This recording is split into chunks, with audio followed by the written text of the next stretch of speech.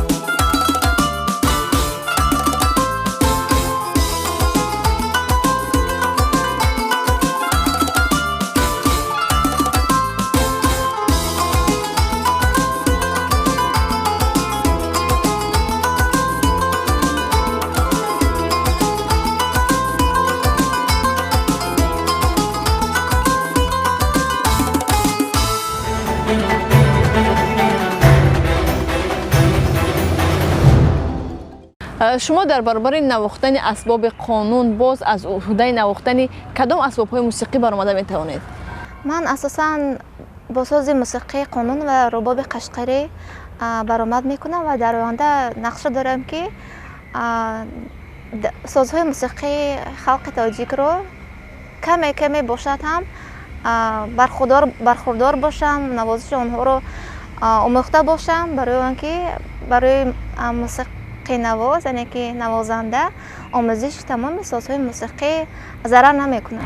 бале, бояд ки каме ҳамоша дар бораи ҳар як асбоби мусиқӣ маълумот дошта бошад. бале, қобилияти суруд хондан низ доред? қобилияти сурудхонӣ дар ман нест. ман мехоҳам ки танҳо ба навозандагӣ рӯ биёрам.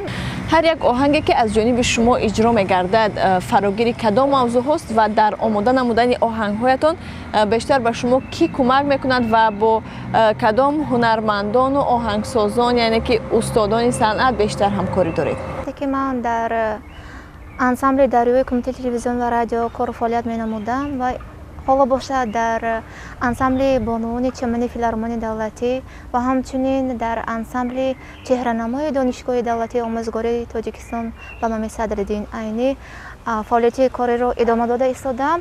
ҳамин фаъолияти корӣ дар ансамблҳо сабаб гашта ки ман бисёр бо сурудҳо ва оҳангҳои ҷаззоб ошноӣ пайдо намоям ва ин ҳар як оҳангҳо ва сурудҳое ки мо дар раванди фаъолияти корӣ дар ансамбл меомӯзем, яъне ки омода мекунем, ин яъне ки илҳомбахшандаи мо мешавад.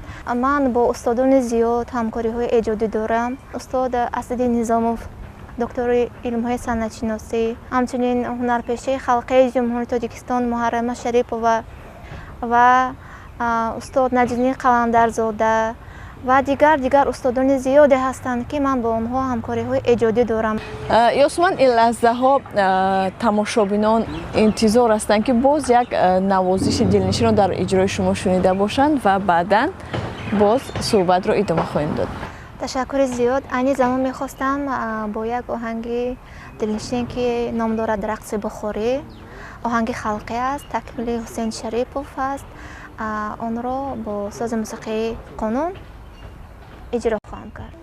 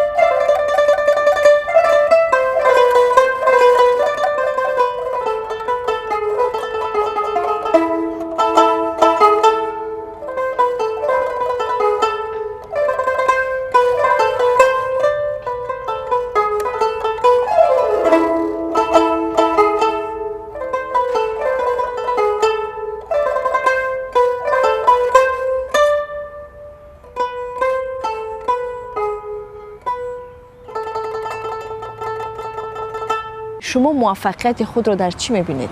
инсон хоҳад ки дар соҳаи касби интихобкардаи хеш муваффақ бошад, меҳнатдӯст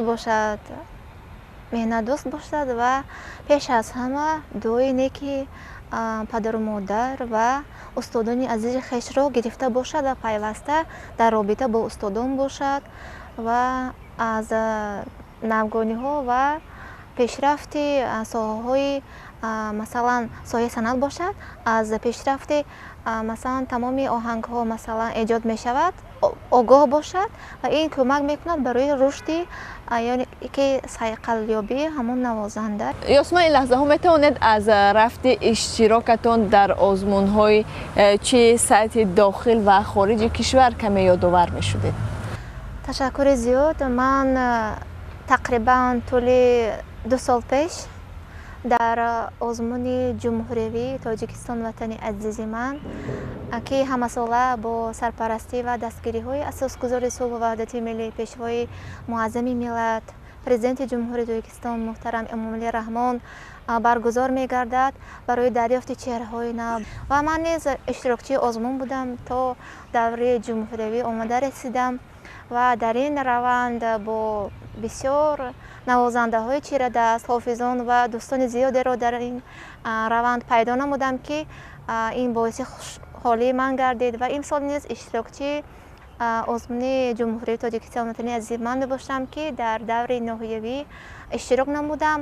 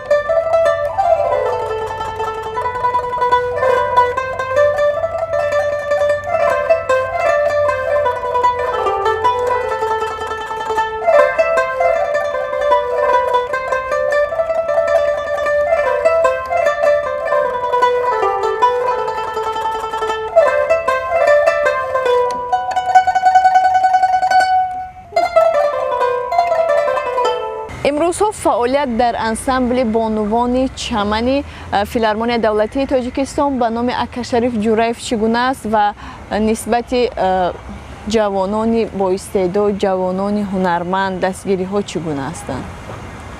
تشکر زیاد. در انسمبل بانوان چمن فیلارمونی دولتی جمهوری تاجیکستان به نام اکاشریف جوریف بانوان با یک شوق و هوس کار فعالیت را ادامه داده ایستادند. این هم محصول زحمت ها و رنج های راهبرمون کوشش نموده ایستادند که صف بانوان هنرمند، مطربان، سرنده های جوان زیاد باشد و سرود و آهنگ ها و نوازش های گوناگون بهر مخلصان پیشکش کرده باشیم و با کنسرت های گوناگون در تمام گوشه و کنار مملکت سفر کرده باشیم با برنامه های تلویزیونی و ثبت های گوناگون زیبا که دل مخلصان را شاد می‌گرداند برآمد کرده باشیم. بهترین یاسمن، ما آهسته آهسته به فرجام برنامه جلوی هنر نزدیک شده ایستادیم و می‌خواهیم دانستن که امروزها باز پی عملی نمودن کدام نقشه و نیت ها هستید و برای خوبتر نمودن فعالیت من بعده خود باز چی نقشه ها دارید؟ البته که آرزوی هر یک هنرمند ایجاد نو است و ما کوشش میکنیم که با آهنگ های گوناگون برآمد کرده باشیم و در کنسرت ها دل مخلصان خویش را شاد کرده باشیم. بهترین. اظهار سپاس می‌نمایم که مرا به برنامه تلویزیونی جلوی هنر تکلیف نمودید. من از تشریف در این برنامه خیلی شاد گشتم. تشکر زیاد برای اشتراک در برنامه، برای یک صحبت خیلی هم صمیمی و پرمحتوا. بار دیگر شما را با برنامه جلوی هنر خوش آمدید میگوییم. تماشابینان عزیز، یادآور میشویم که در مهمانی برنامه جلوی هنر حضور داشتند مطرب چیردست، نوازنده انسمبل بانوان چمن فیلارمونی دولتی تاجیکستان به نام اکاشریف جوریف یاسمن شاکرова. تا برنامه های دیگر خوش بمانید.